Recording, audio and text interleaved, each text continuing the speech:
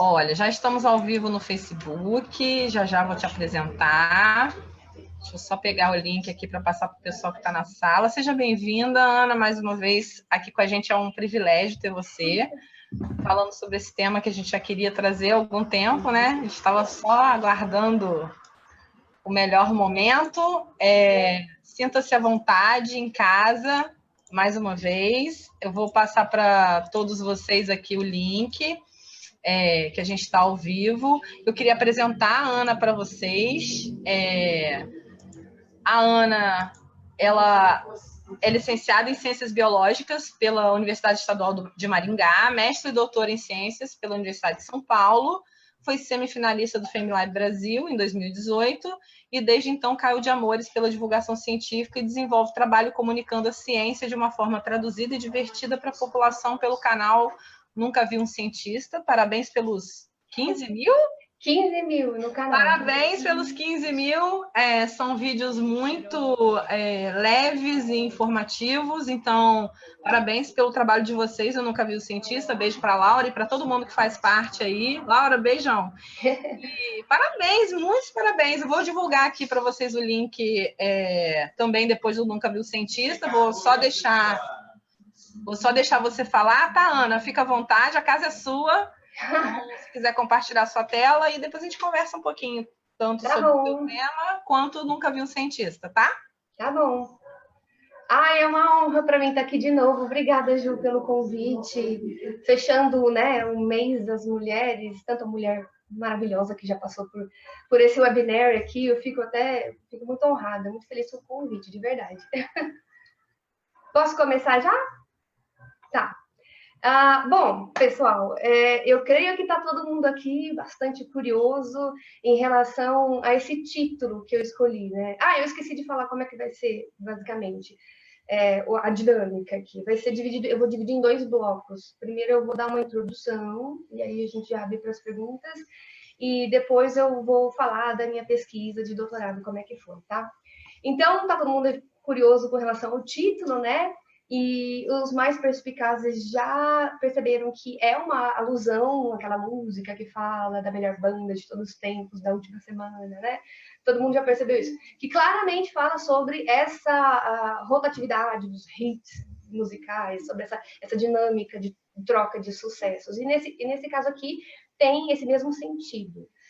Toda semana tem uma promessa nova de emagrecimento que bomba. É uma dieta da moda, que todo mundo começa a falar, que todo mundo começa a fazer, porque todo mundo quer emagrecer, essa é a verdade, todo mundo quer emagrecer. Então, é um campo fértil, porque as pessoas não querem só perder peso, elas querem perder peso de forma rápida e, se possível, com um mínimo de esforço, ou com esforço nenhum, né? Então, tem a dieta da lua, a dieta da água com limão, dieta paleolítica, Atkins, low carb, dieta do chá verde, maple syrup, dieta detox, dieta dos cílios, enfim, a lista não para, é gigante.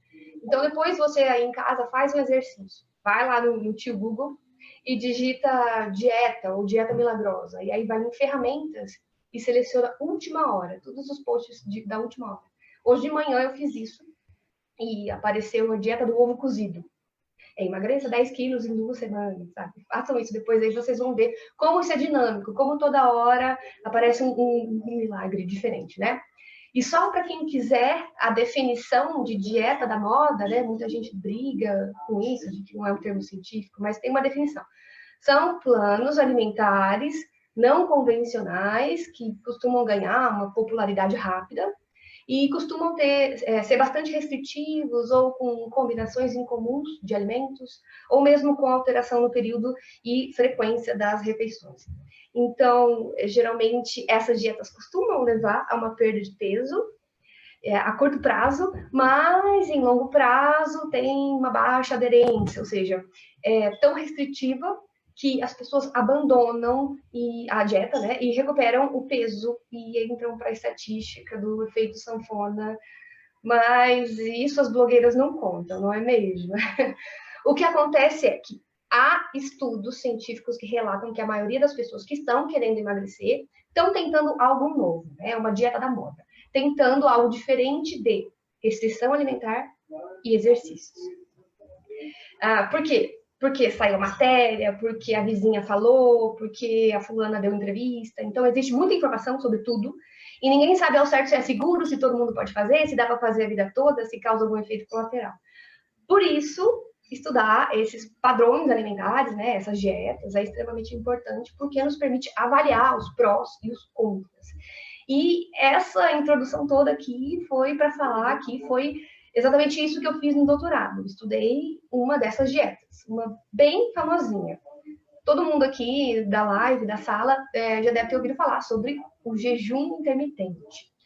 Muita gente até prega que não é uma dieta, é uma estratégia alimentar, é um estilo de vida. Mas seja como for, toda hora sai uma reportagem nova, um blog novo, um canal novo que ressuscita o jejum intermitente. Na verdade, o jejum intermitente ganhou muita força lá em 2012, quando saiu um documentário na BBC do Michael Mosley, que é um jornalista e também é médico. E nesse documentário, ele sugeriu que comer de 3 em 3 horas era a grande causa da pandemia de obesidade no mundo. Que o nosso corpo não está adaptado para comer de 3 em 3 horas. Que o jejum é uma prática milenar. Mas isso é uma grande bobagem, né? Porque não é porque é uma prática milenar que significa que funciona ou que é saudável. E não é porque os nossos ancestrais sobreviveram comendo carne crua uma vez por semana que devemos achar que isso é o melhor para o nosso organismo. Se nós estamos aqui hoje com essa população gigante, nunca vista antes, então estamos bem adaptados ao ambiente, a essa alimentação moderna. O prejudicial, nesse caso, são os excessos. Já está muito mais que bem comprovado que restrição calórica, ou seja, ingestão menor de calorias, com refeições pequenas, refeições balanceadas e frequentes, é a estratégia mais estudada e mais recomendada por profissionais do mundo inteiro, com inúmeros estudos mostrando benefícios de melhora da glicemia e tolerância à glicose, maior longevidade, ou seja, tem potencial para prolongar a sua vida. E também restrição calórica tem potencial terapêutico de proteção do pâncreas contra fatores tóxicos. E esse, na verdade, é o que eu estou estudando atualmente no pós-doutorado. Mas a gente pode falar disso depois. Vamos voltar para o documentário. O documentário do Michael Mosley se chama Coma, Jejue e Viva Mais. Né? Para quem quiser dar um Google aí, procurar legendado, chama Eat, Fast and Live Longer. Fast é um trocadilho de fast rápido, jejum. Fast é jejum. Então, nesse documentário, produzido pelo Michael Mosley, basicamente conta a história dele mesmo. O Michael, eu vou chamar de Michael, porque eu já li tanto sobre que já estou íntima dele, né? O Michael, ele estava com exames alterados. Ele estava com diabetes, com colesterol alto. O pai dele tinha morrido de complicações do diabetes. Então, ele estava doente, com caso de morte na família. Então, o pensamento lógico foi: não vou tomar remédio, vou testar em mim mesmo uma estratégia nutricional que ainda não foi devidamente estudada em longo prazo em humanos. Né? Lógico. E foi o que ele fez. Ele perdeu lá seus 8 quilos, os exames dele voltou ao normal, isso tudo está tudo documentado lá. Mas não foi a perda de peso que ganhou os créditos, né? Foi o jejum intermitente. E aí ele lançou um livro dele com a sua própria versão repaginada do jejum intermitente, que chama A Dieta dos 2 Dias, onde o jejum era feito apenas 2 dias na semana, de forma não consecutivas. Então, sei lá, faz jejum segunda e quinta, algo do tipo assim, tá? Então, olha que atraente. É o que as pessoas querem, emagrecer com um mínimo de esforço, né? Faz dieta só 2 dias da semana, faz jejum só 2 dias da semana. Mas aqui eu falei, né? E ainda não dei a definição do que é, de fato, o jejum intermitente. Para começar, o que seria essa palavra intermitente? O que é intermitente? Tudo que é intermitente é algo que começa e para, começa e para, começa e para. Então, um jejum intermitente é um jejum que começa e para, começa e para, começa e para. Então, na verdade, jejuar, comer. Jejuar, comer. É intercalar períodos de jejum com períodos de alimentação. Para quem quiser anotar certinho, segundo a Associação Brasileira de Nutrição, o jejum intermitente é um padrão alimentar no qual o indivíduo se submete de forma voluntária a períodos de privação de alimentos, com reduzida ou nenhuma ingestão energética, intercalado por período de ingestão normal de alimentos e bebidas. Então, só de você olhar essa definição, já dá para imaginar que tem vários jeitos de fazer jejum intermitente, né? Você pode fazer o jejum de 2 dias a semana, que é a forma inventada pelo Michael. Você pode fazer jejum dia sim e dia não, né? Dia sim, dia não. E também você pode fazer jejum todos os dias. Seja fazendo algumas horas de jejum de manhã, então você junta esse jejum de manhã com um período que você não comeu nada enquanto estava dormindo, né? Espera-se que você não coma nada enquanto está dormindo, né? Ou então deixando de fazer as últimas refeições do dia, que também vai juntar com um período que não vai ter ingestão alimentar, que é quando dormimos. Todos esses são jeitos de fazer jejum intermitente, né? Todos esses são jeitos de intercalar o jejum com a alimentação. E nos dias que é para comer, também há vários protocolos. Uns protocolos dizem para comer à vontade, outros pregam que não que precisa maneirar também nesses dias. Então, enfim, olha o tanto que é uma dieta heterogênea, né? Entre um protocolo e outro, há variação da frequência, que é o tanto de vezes que você faz jejum na semana, por exemplo. Varia o que você come, o quanto você come, o período que você come, né? Se é de manhã ou se é à noite.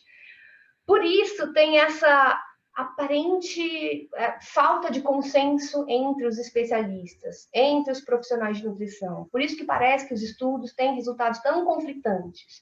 Um estudo mostra um efeito benéfico, outro estudo mostra o oposto, e assim vai. Mas, na verdade, temos um consenso, sim.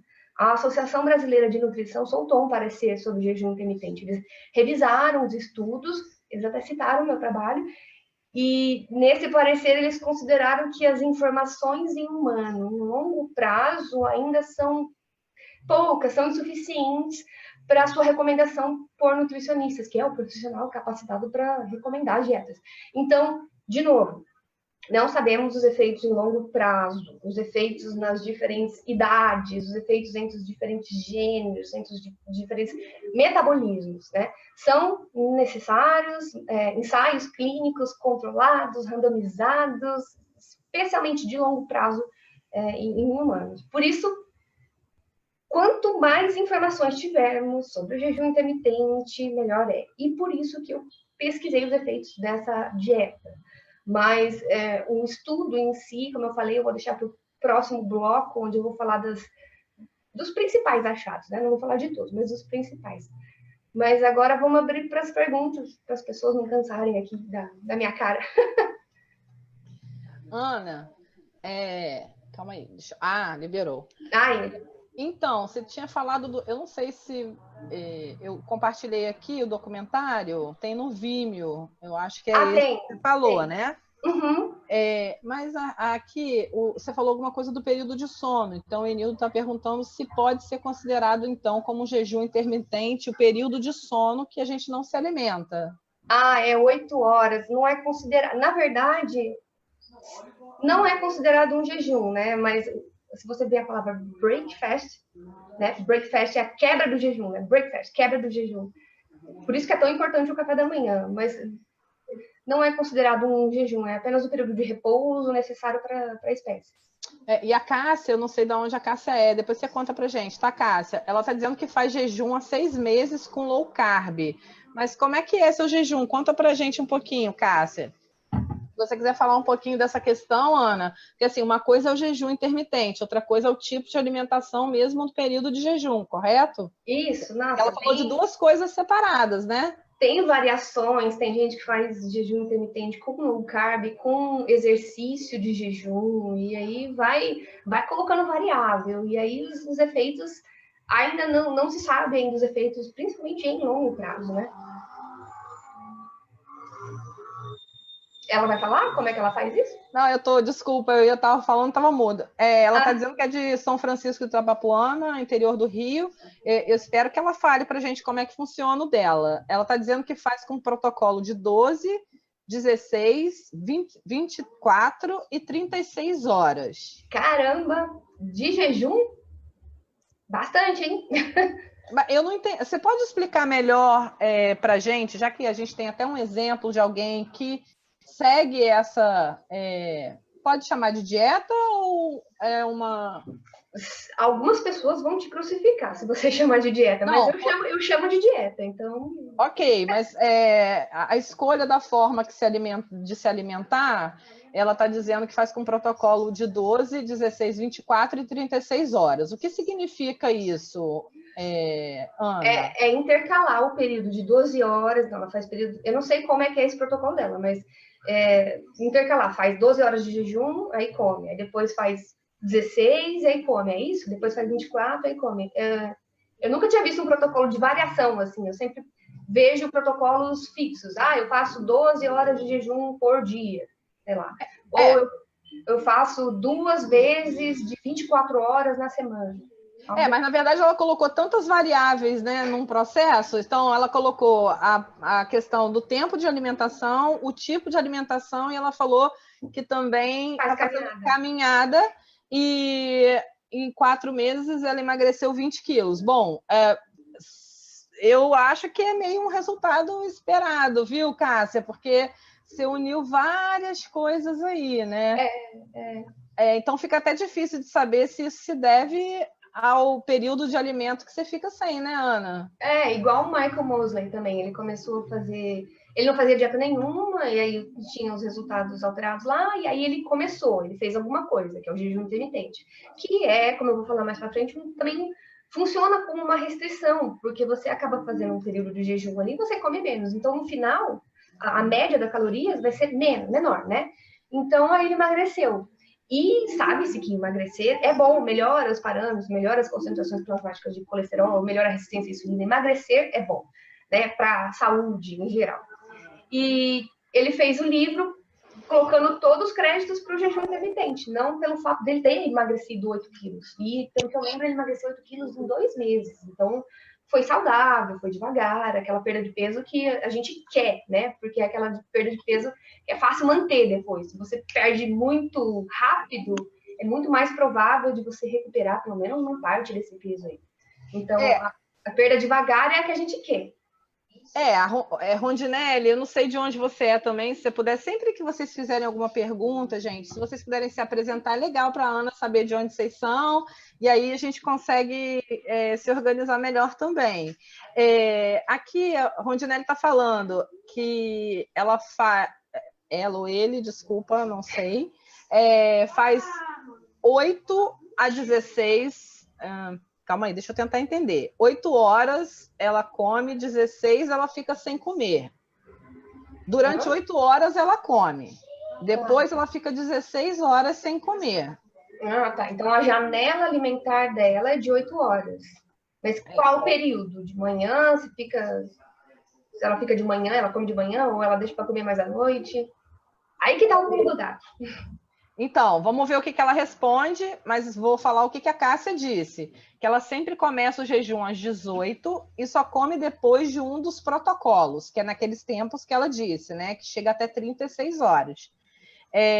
Então, ela sempre faz o protocolo de 36 horas de domingo a terça. Gente, eu acho surreal isso. Assim, eu não entendo nada, não sou médica, nada.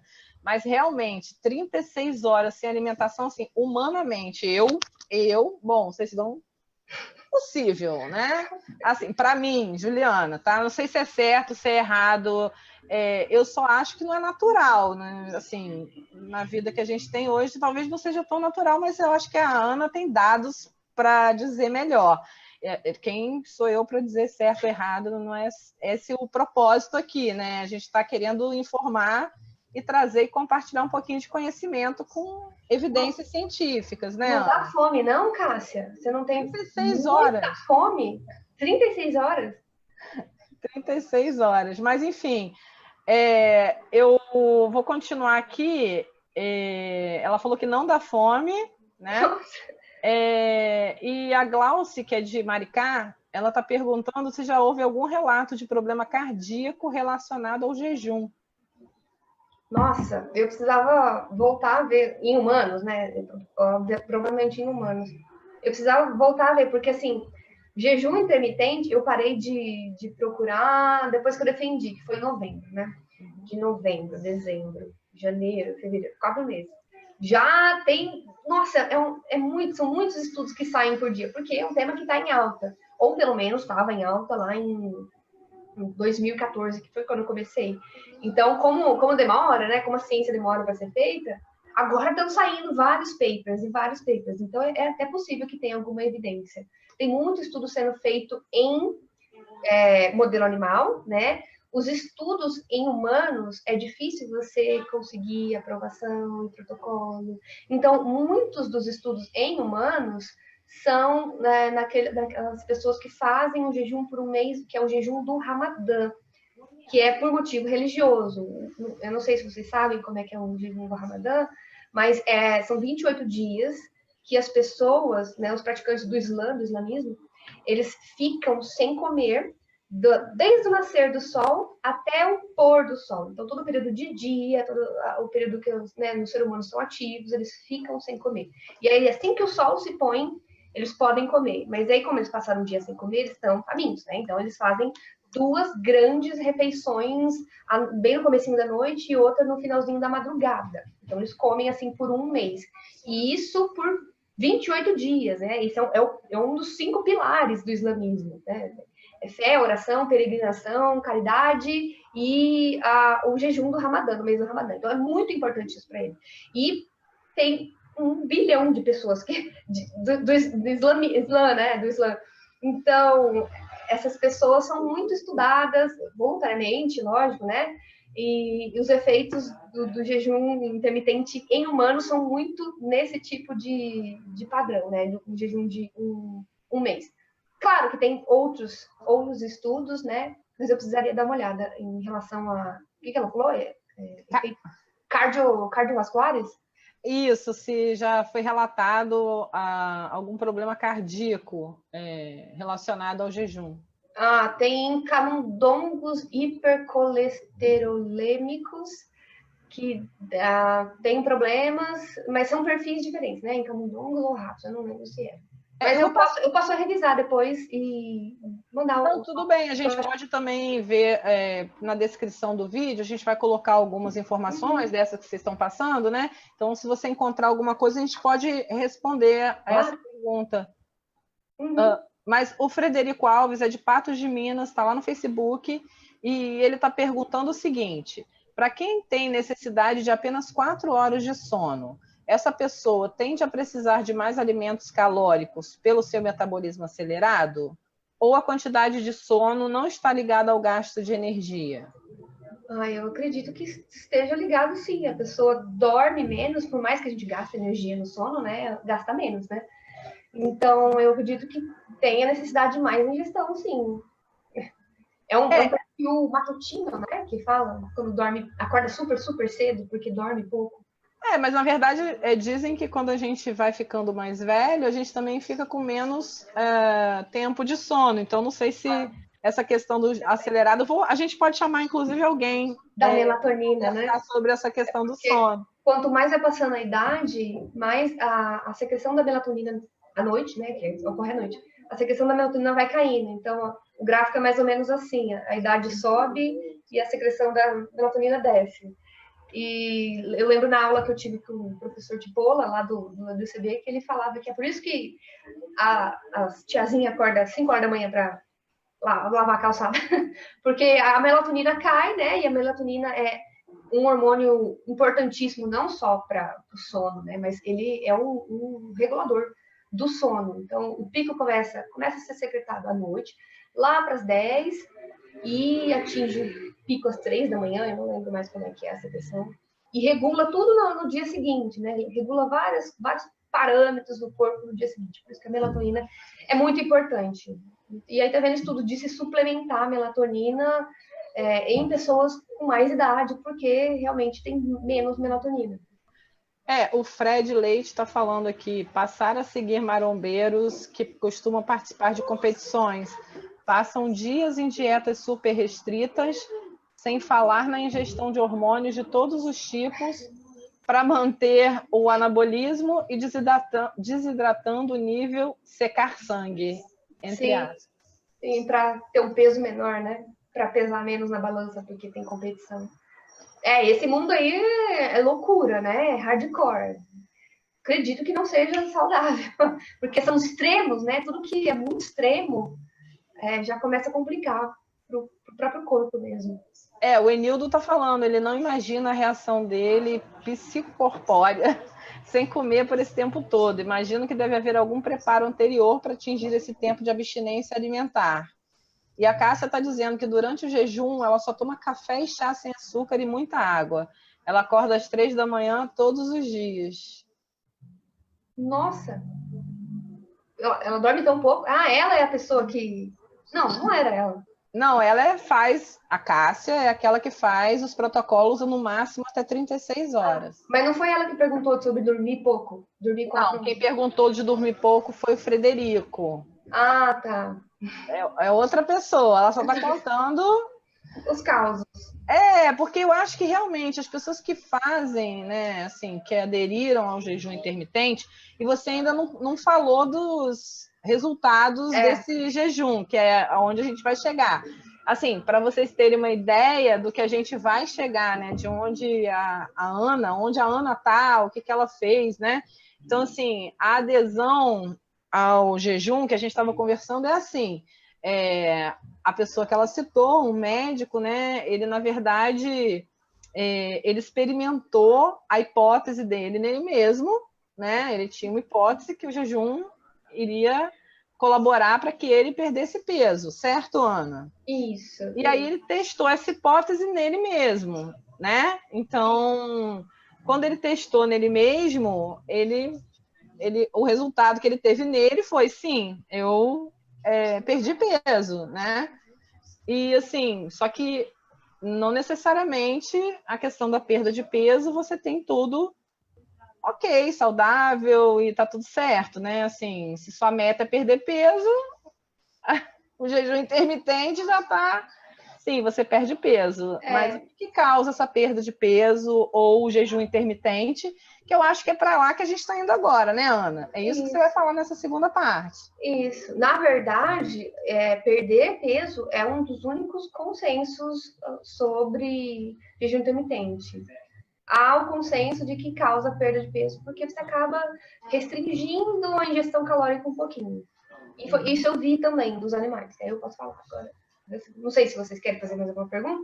Não, porque essa parte é mais geral, né? Não tem tanta informação do estudo em si. Né? A Cássia está falando que só com jejum dá para perder peso. É exatamente isso. Com certeza, o que está comprovado é que todo mundo já tem ideia que sim, o jejum causa perda de peso. E mais algumas outras coisas que agora a Ana vai contar para gente, né, Ana? Isso. Posso contar já, então? Por favor, a gente está ansioso.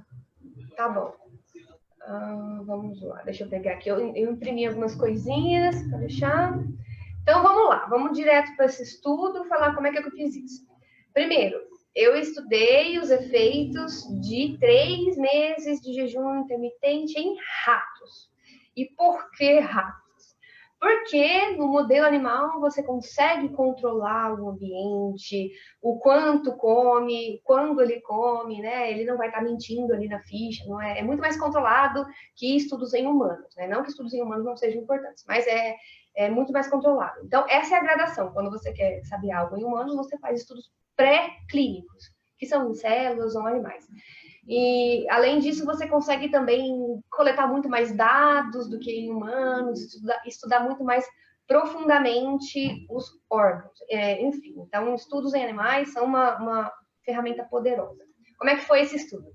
Nós pegamos ratos jovens, saudáveis, magros, porque essa é a base, né? Se já alterasse alguma coisa em um organismo jovem, saudável, já serviria como, opa, é um alerta para os próximos estudos.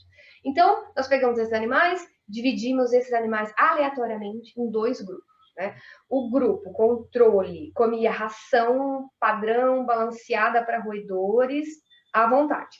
E o grupo sobre jejum intermitente comia a mesma ração, mesma coisa. Só que dia sim, dia não. Dia sim, dia não. Então, eu tirava ou colocava a ração sempre no mesmo horário, ao meio-dia. Esse bicho ficava 24 horas comendo à vontade, aí depois 24 horas sem comer, depois 24 horas à vontade, e assim por diante, isso por 3 meses. A água era também à vontade em ambos os grupos, beleza? Então, vamos lá para os resultados. A primeira alteração que eu vi foi, logicamente, o peso. Olha aí o peso. Já na segunda semana de jejum intermitente, esses animais tinham peso menor que o peso dos animais controle. Sempre quando eu falar que tinha algo alterou, é sempre em relação aos animais controle. Então, olha aí que maravilha, a dieta funciona, uhul, vamos fazer. Calma, calma que tem ainda o lado B, né? Por que esses animais tinham um peso menor? Será que eles comiam mesmo tanto que os animais controle? Será que eles comiam menos? Então, nós observamos que, em média, na média geralzona, eles comiam ligeiramente menos, né? Uma ingestão um pouquinho menor. Então, essa nada menos que uma forma de diminuir a ingestão alimentar. Isso explica em partes, pelo menos em partes, né, o menor peso. Mas no dia que eles podiam comer à vontade, né, aquelas 24 horas, eles se empanturravam, eles comiam muito, eles tinham essa hiperalimentação. E isso causava um grande aumento na dimensão do estômago desses animais. Ó, para vocês terem noção, esse daqui, não sei se dá para ver bonitinho, ó. Esse é o tamanho do estômago de um animal normal, controle. E esse é o tamanho do estômago do animal sob jejum intermitente. Olha a diferença, que grande. É claro que, assim, eu imprimi ampliado, né, o estômago de um rato, não é quase do tamanho da palma da minha mão, mas eles estão na mesma escala de proporção. Um do lado do outro tinha essa diferença gritante de tamanho. Então, isso já não é tão legal, né? Aí a gente foi olhar mais, a gente foi olhar a gordura desses animais. E fizemos tipo um raio-x no corpo desses animais, só que das gorduras.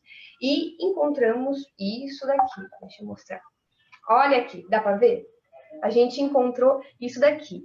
Esse rato aqui, ó, esse rato aqui é o ratinho mais magrinho, com menos amarelo no corpo. Amarelo são as reservas adiposas. Espera aí, Ana, sobe um pouquinho, para assim, ó, bem no seu rostinho, um pouquinho, mais um pouquinho. Aí! Aqui, tá. Então, esse é o animal mais magrinho, tem a barriga menos redonda, menos amarelo no corpo. Ele tem menos, tá vendo? Menos reservas adiposas.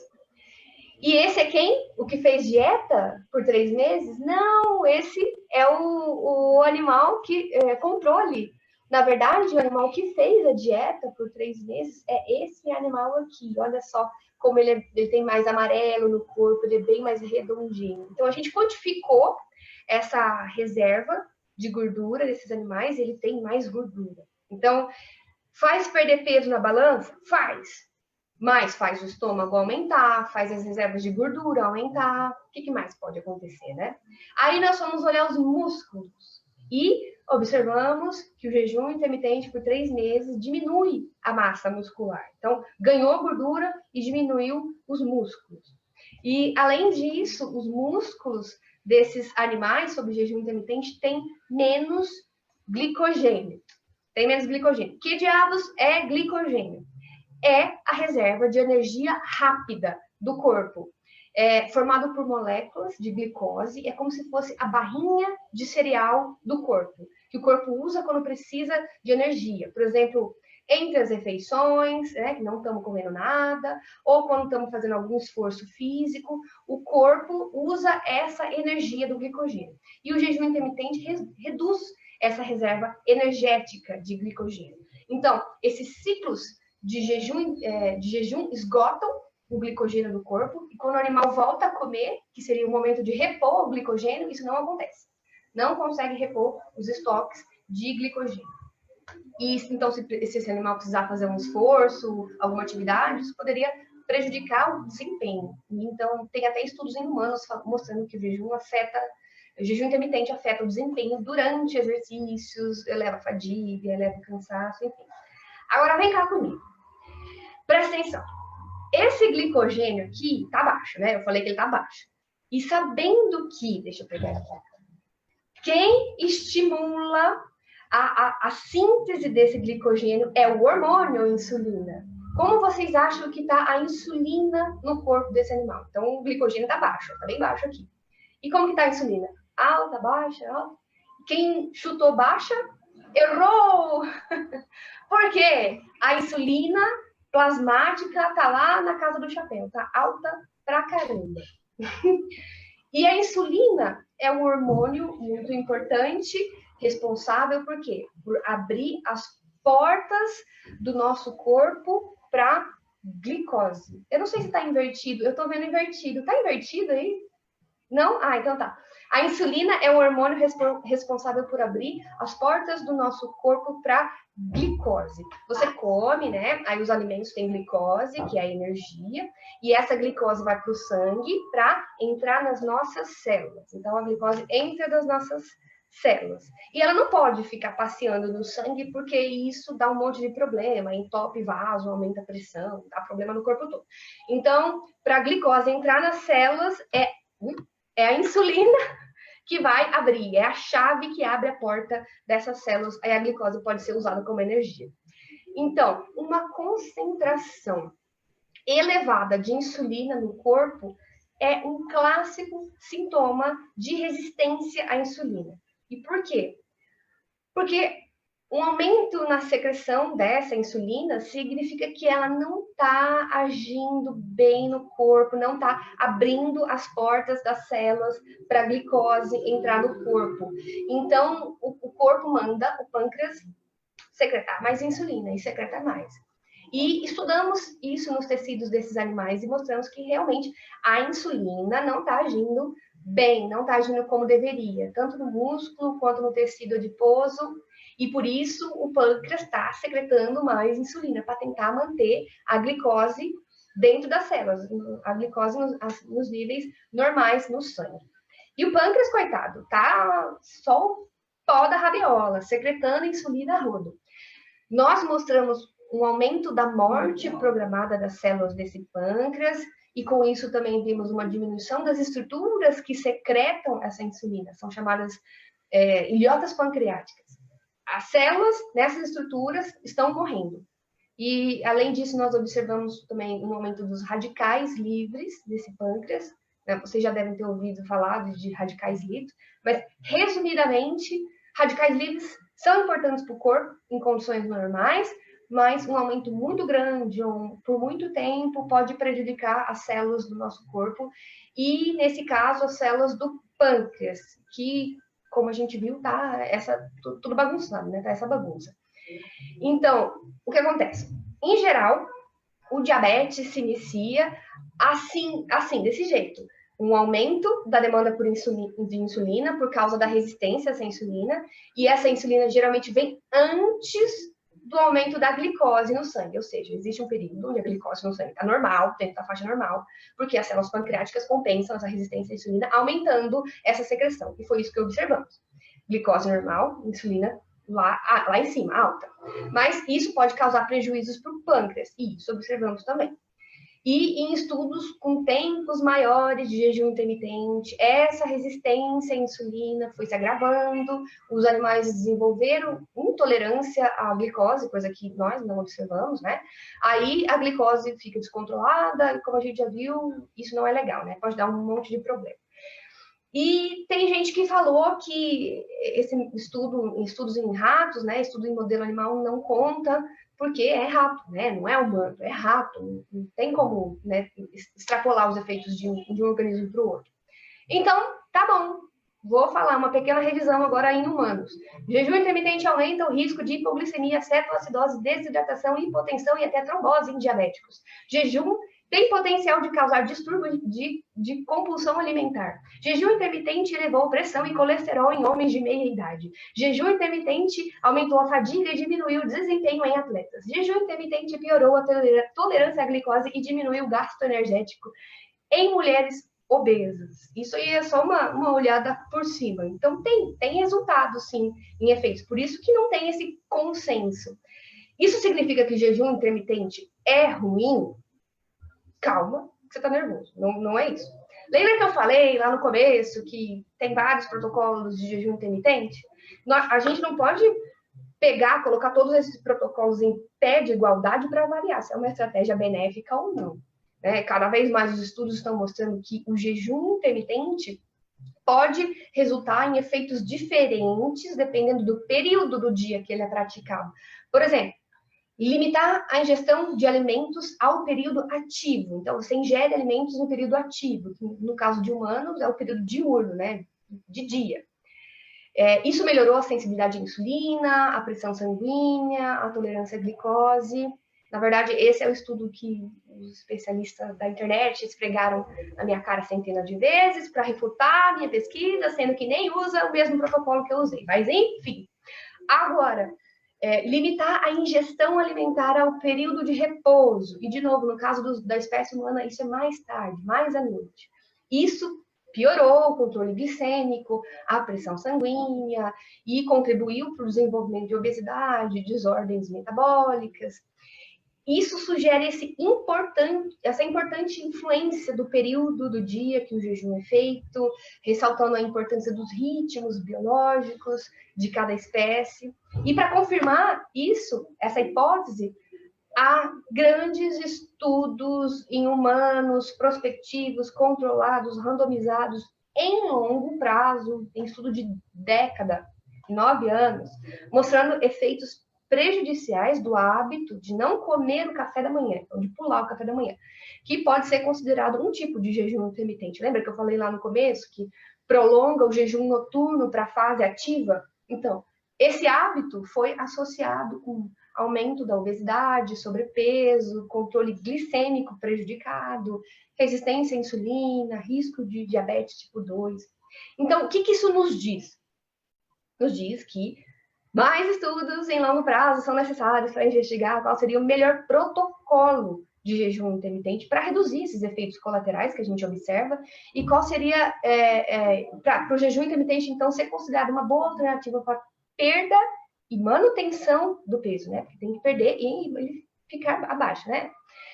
Então, antes de uma dieta nova virar um consenso, ser recomendada pelos profissionais de nutrição, no mínimo 4 perguntas precisam ser respondidas, né? Se essa dieta é segura, todo mundo pode fazer, dá para fazer para a vida toda, causa algum efeito colateral? Então, até responder todas essas perguntas, vamos prestar atenção para não ir para o caminho mais fácil, né?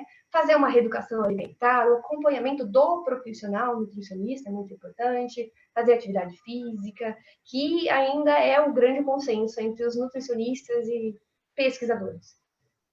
É isso, basicamente isso que eu tinha para falar. Ju, você manda os links lá? Então, pois é, isso que eu ia falar, porque você assim, aí eu preciso respirar, mandar os links, todos os links que você me mandou tem em diferentes fases da sua fala. Então, eu vou colocar todas as referências que você me passou agora aqui para eles em outro, tá? Uhum. Então, eu gostaria só que você fizesse assim. O Enildo fez um destaque aqui dessa sua fala toda e depois eu queria que você fizesse outros. Tem algumas perguntas no Facebook também. O Enildo diz: o corpo, ao receber muita insulina, assume uma tolerância a esse hormônio, proporcionando a diabetes por tolerância à insulina. A intermitência da alimentação pode ser benéfica no controle de alimentação humana, ou seja, evitar extremos. Eu acho que tem uma confusão aí. Vamos lá. Se você puder fazer um breve destaque antes da gente continuar.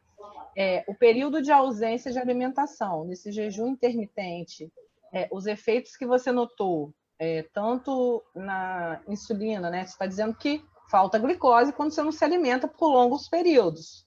Uhum. Correto? E a reserva de glicogênio tá lá embaixo, então isso pode estar comprometido. Na verdade, o que ele falou aqui, o corpo, ao receber muita insulina, assume uma tolerância. Não, é o contrário, na verdade.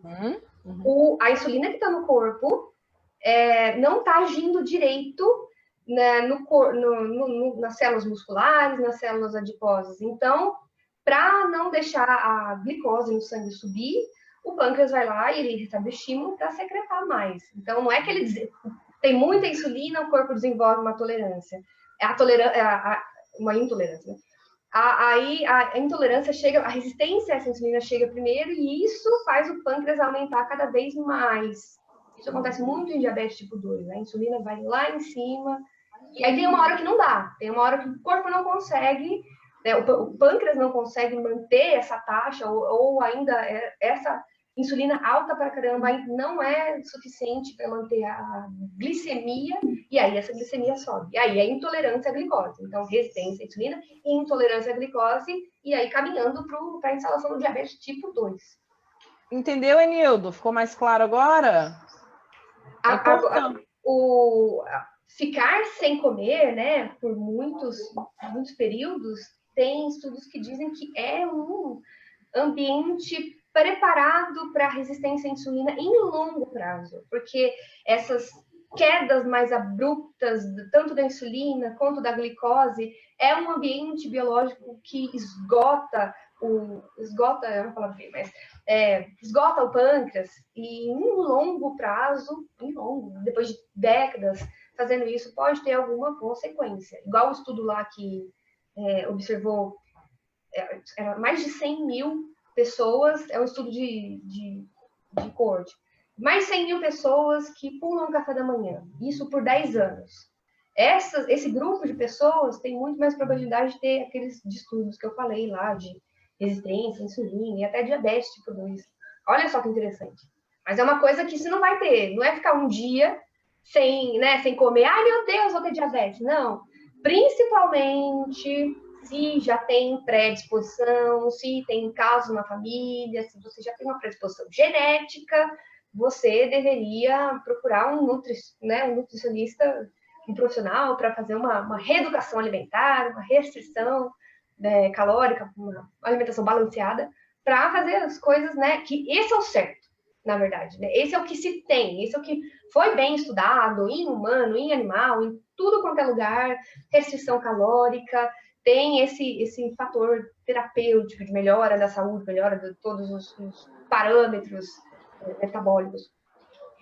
Entenderam melhor agora, gente? Tem uma pergunta no Facebook do César Cervantes, ele é de São Paulo, e ele pergunta, gostaria de saber se existe algum dado sobre jejum influenciando na microbiota e secundariamente influenciando a modulação hormonal.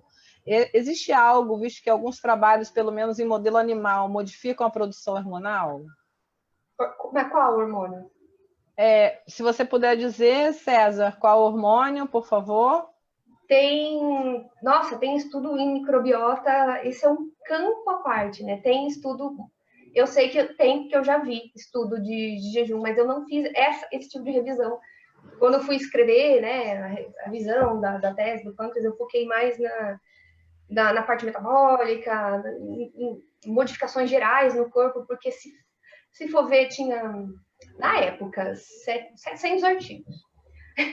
Só sobre jejum intermitente. Mas tem outras palavras que usa como buscador no PubMed, que é Alternative Day Fasting, que também é o ADF, né? Que é um outro tipo de jejum intermitente. Tem Every Other Day Fasting, que também é tudo a mesma coisa. Então, só de intermittent fasting, intermittent fasting, tinha quase 700. Então, eu, logicamente, não vi todos, eu foquei mais na parte metabólica. Mas tem, sim, e eu posso mandar depois.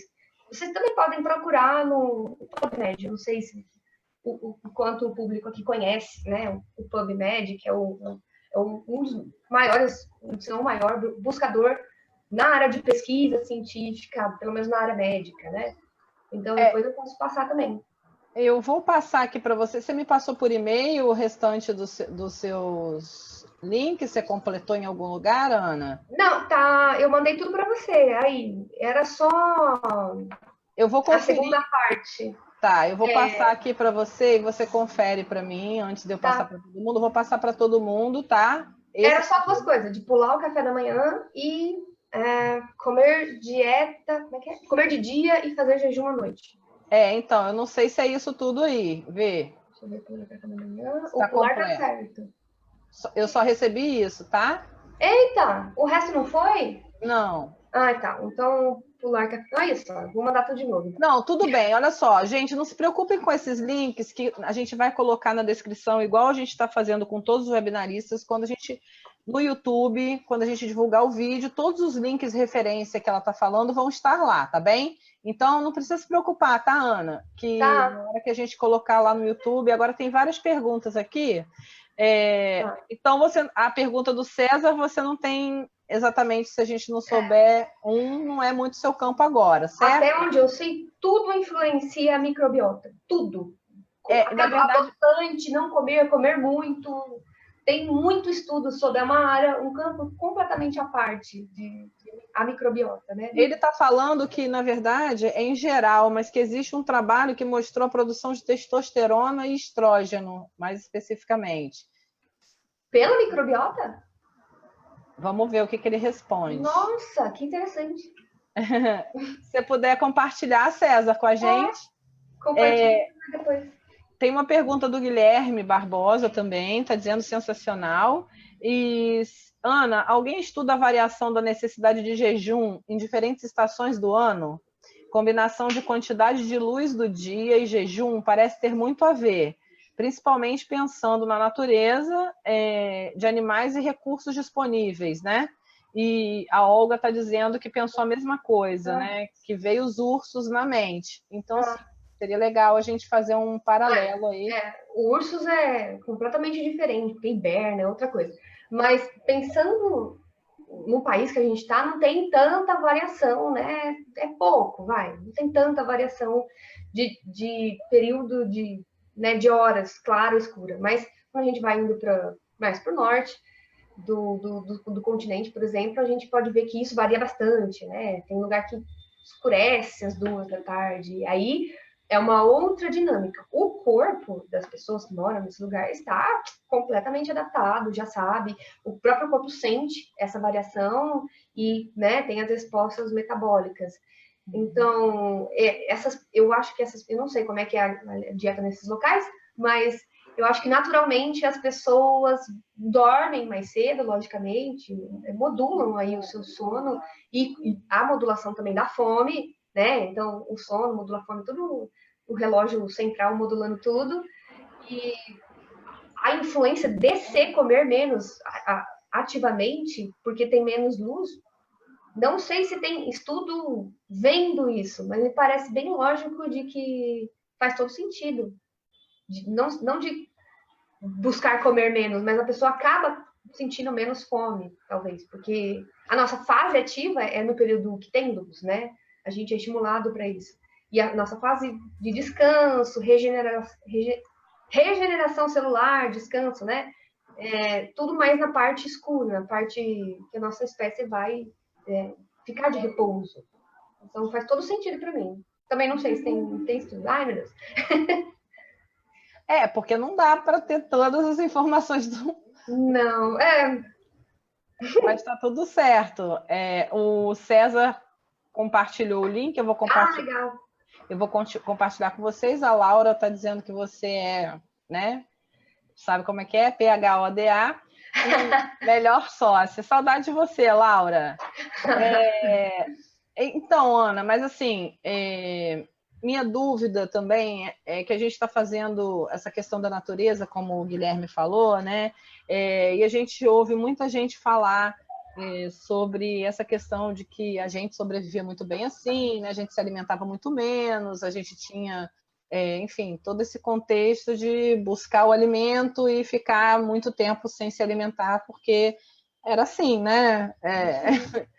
Mas eu não sei, minha dúvida é nosso estilo de vida hoje e o tipo de alimentação que a gente tem disponível, né? É comparável ao que se teve, como você falou logo no começo do webinário, né? Assim, dá para fazer uma comparação? Mas a gente vivia assim, a gente comia assim, a gente sobreviveu, estamos aqui, né?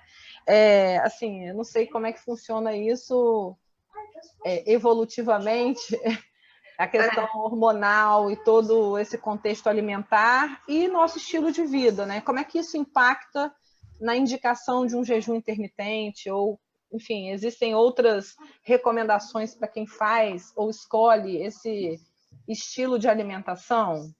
Tá, vamos pensar na timeline aí, do pequeno período que os humanos, né, estão na Terra. 300 mil anos, os ancestrais lá, hominídeos, estão lá fazendo aquela loucura de come quando dá, né? Então é um jejum intermitente. Quando dá, come muito, muito, né? Se empanturra, né? Para ter essa reserva, para os dias que vão, para o período que vão ficar sem alimentos. O que aconteceu há 12 mil anos, 9 mil anos, por aí, 10 mil anos em média, né? O ser humano ele passou a ficar fixo, né? Então ele não precisava mais caçar as coisas, ele começou a domesticar animais, ele passou a cultivar alimentos, então foi mudando. E muito mais recente teve esse boom, né, na indústria de alimentos, e aí os alimentos, a oferta de alimentos aumentou grandemente. Então essa é a timeline. O que aconteceu? Todo no passado, claro que o nosso metabolismo foi adaptado, ele foi selecionado para ser um metabolismo que poupa, né? Que a gente tem reservas de gordura porque nossos ancestrais passaram por esses períodos de privação, né? De escassez de alimentos e o nosso metabolismo foi adaptado para isso. Agora, você falar que nós não estamos adaptados, né? Igual o Michael Mosley vai falar, não estamos adaptados a comer de 3 em 3 horas. Isso é antinatural. Muita gente prega isso, que isso é antinatural, que a gente deve passar por muito mais, comer muito menos. A gente deve comer menos, né? Mas não precisa ser desse jeito, porque isso não significa que essa é a melhor forma, né? Essa é a melhor dieta, né? Muito pelo contrário, pelo que a gente está vendo aí.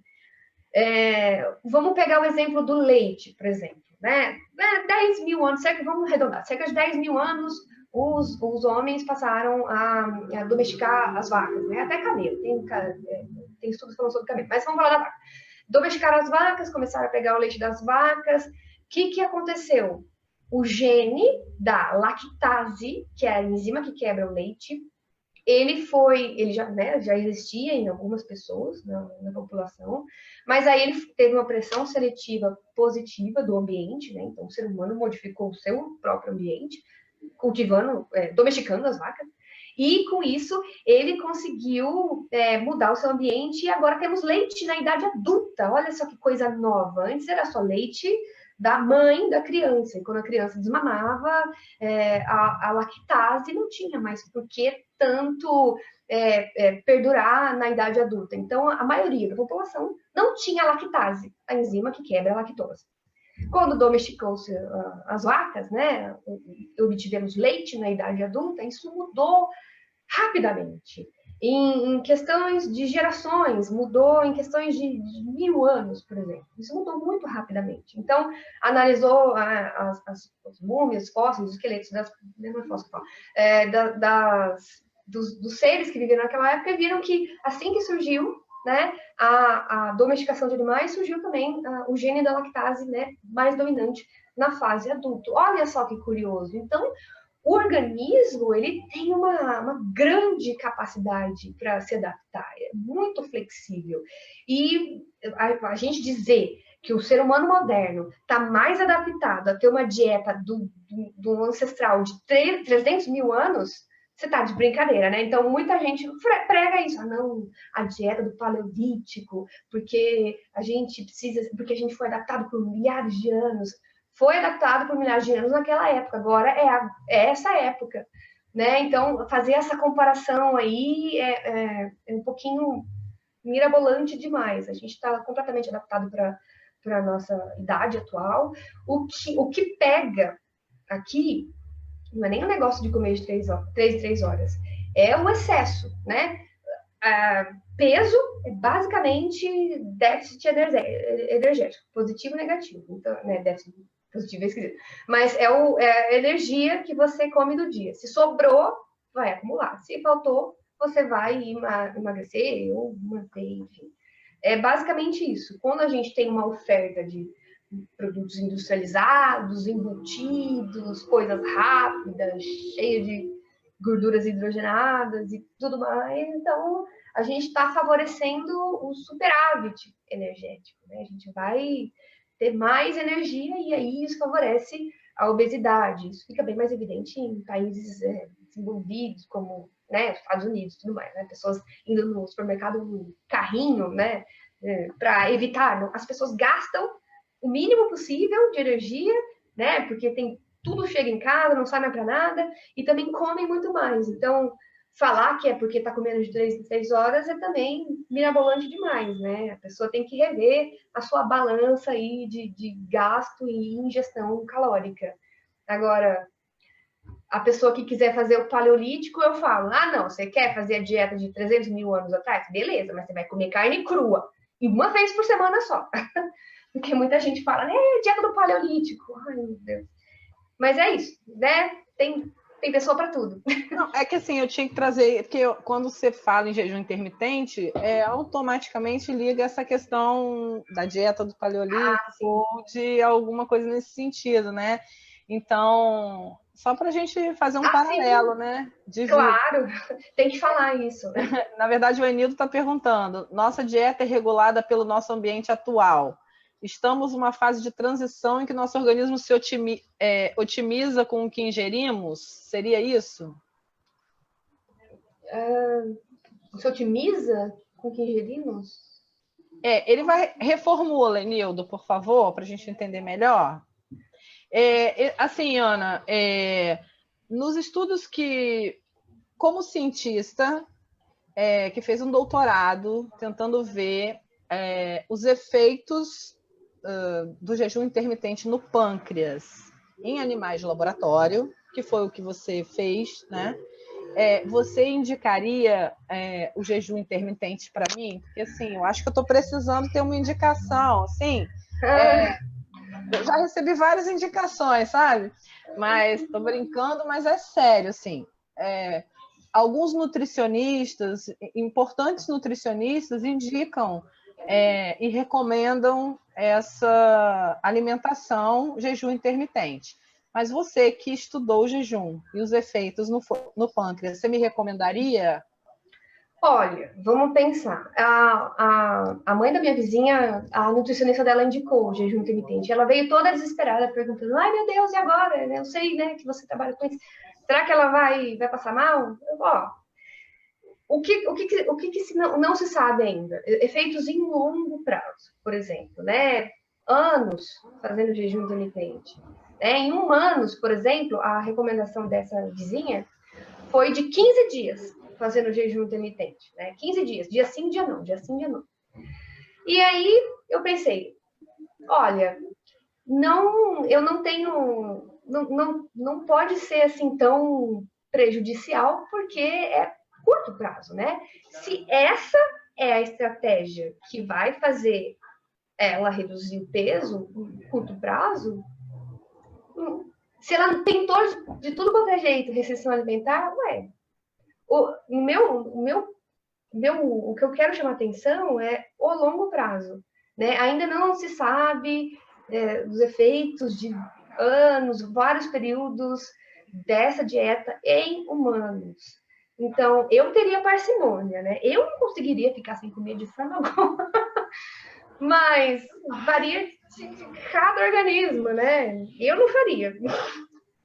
Não, eu confesso que até agora eu também não tive essa coragem. Que Ribeiro está falando, vai comer carne crua e correr atrás da presa. Bom, eu até posso comer carne crua, não tenho nenhum problema não, viu, Kim? Mas agora correr atrás da presa, eu acho que eu não vou poder, entendeu? Assim, talvez por isso que a Aline está falando aqui, né? Que uma opção seria trabalhar programas nutricionais conjuntos, ou seja, que combinem jejum intermitente com outros programas nutricionais. Porque, por exemplo, a Cássia fez isso, né? Low carb, que é um estilo de alimentação com baixa ingestão de carboidrato, né?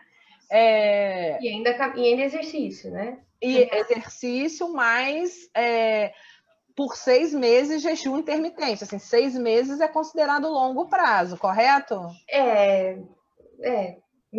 Aí eu já teria mais medo, hein? Parcimônia. Fazer uma coisa assim que não tá tão estudada.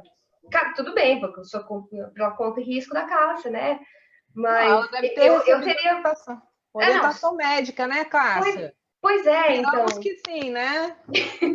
Esperamos que sim. Acompanhamento médico, pelo menos, né? Assim, porque isso é fundamental. Seja lá, independente do que a gente está falando aqui, né? É claro, o acompanhamento médico fundamental, né? Com certeza, com certeza. Eu não posso receitar nada porque eu nem sou nutricionista, né? Sim, a Cássia está falando que sim, acompanhamento médico. Isso é fundamental, né? Porque aí ela está acompanhando como é que está sendo o resultado para ela, para além do emagrecimento, todos os exames necessários e o acompanhamento, que é fundamental. A Aline está falando que acredita que se a alimentação for balanceada, funciona melhor que o jejum intermitente. Pelo menos para ela sempre foi assim. Ela disse que emagreceu 35 quilos com acompanhamento médico e dieta de reeducação alimentar. Parabéns, Aline! É muito legal. Tem que pegar essa fórmula aí. Não tem que pegar na cara mesmo, viu, gente? Eu chamo meus amigos cientistas para falar de jejum intermitente. A Cássia falou que nutricionistas, cardiologistas e psicólogos que ela está com todo esse processo, né?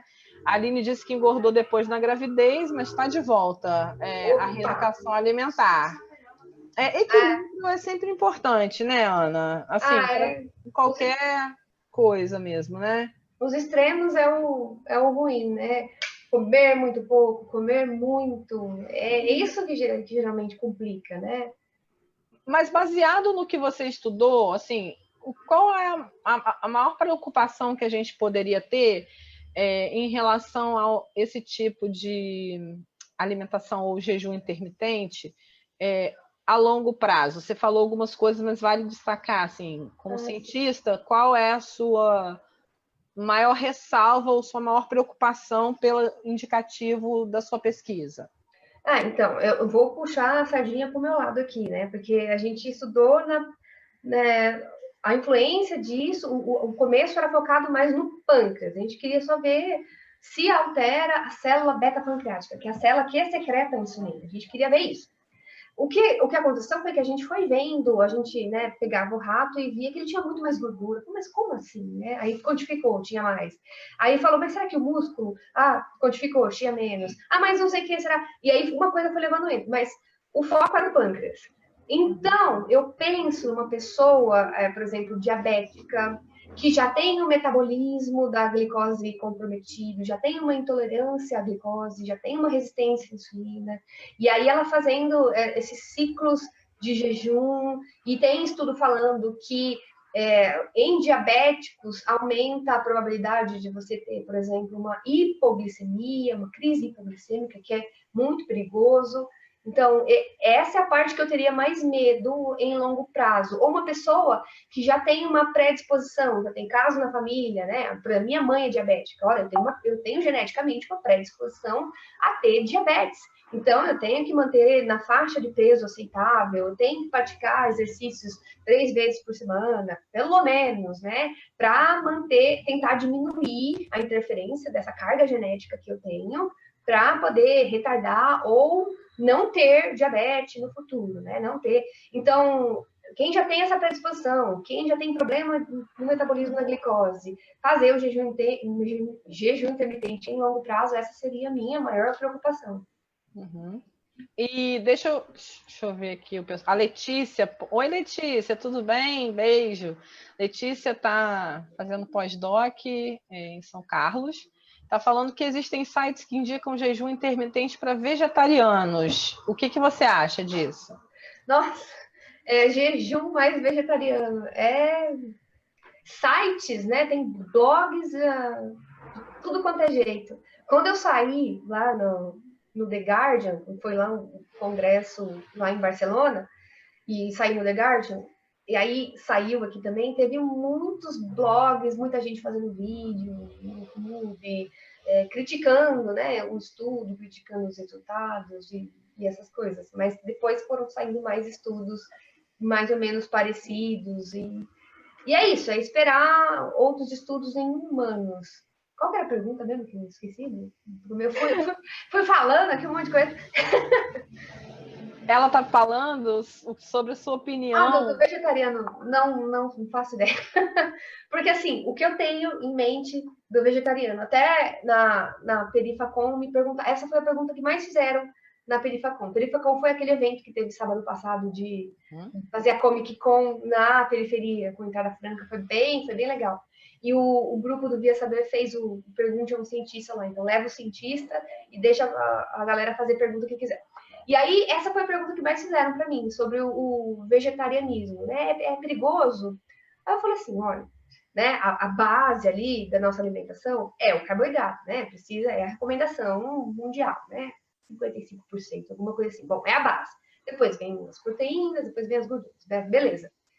O vegetariano tira a proteína de origem animal, né? Mas não significa que não tenha proteínas nos vegetais. Tem muita proteína nos grãos, né? Grão de bico, feijão, folhas, né? Bom, pergunta para um nutricionista aí o que tem proteína. Então, se ele comer certinho, balanceadamente, fizer a suplementação com a proteína dos vegetais, a soja também tem bastante, tá ok. Por mim, não tem essa necessidade de comer carne, né? Não tem mesmo. Agora, o vegetariano que come arroz, feijão, batata frita, só, né? Aí já tem um negócio. Agora, se junta essa variável com o jejum intermitente. Eu não sei. Não sei responder isso. Deve ser uma loucura, mas não sei se tem estudo falando sobre consumo só de vegetais ou sem origem, nada de origem animal, com jejum intermitente. Precisaria também pesquisar. Respondido, Letícia. Aqui o Enildo está perguntando: existem estudos que demonstram recuperação das células pancreáticas e uma maior sensibilidade do hormônio insulina em células adiposas? Uia! Então, tem estudo, inclusive, olha, eu puxando peixe para o meu lado de novo. Lembra que eu falei que eu estou fazendo pós-doc? Eu passei acho que 3 semanas, foi no carnaval. Passei lá no pós-doc na Química, aqui na USP também. E o que percebeu? Que o sangue, né, o plasma de animais em restrição calórica, né, então mais magros, animais magros. Esse sangue, ele tem efeitos protetivos no pâncreas de animais que estão em animais não, em células pancreáticas que estão expostos a toxinas de muitos lipídios, muita glicose, eu não consigo falar essa palavra, glipolipotoxicidade. Então, o sangue desses animais tem fatores que protegem. Tem fatores. Era isso que ele perguntou, né? Agora, do jejum intermitente, proteger, eu acho que o que eu vi foi um pouco o contrário. Pelo menos em modelo animal, né? Eu vi que aumentou a apoptose, que é a morte celular programada no pâncreas mesmo, né? No pâncreas não, na iota pancreática, que é a estrutura responsável ali por secretar, entre outras coisas, a insulina.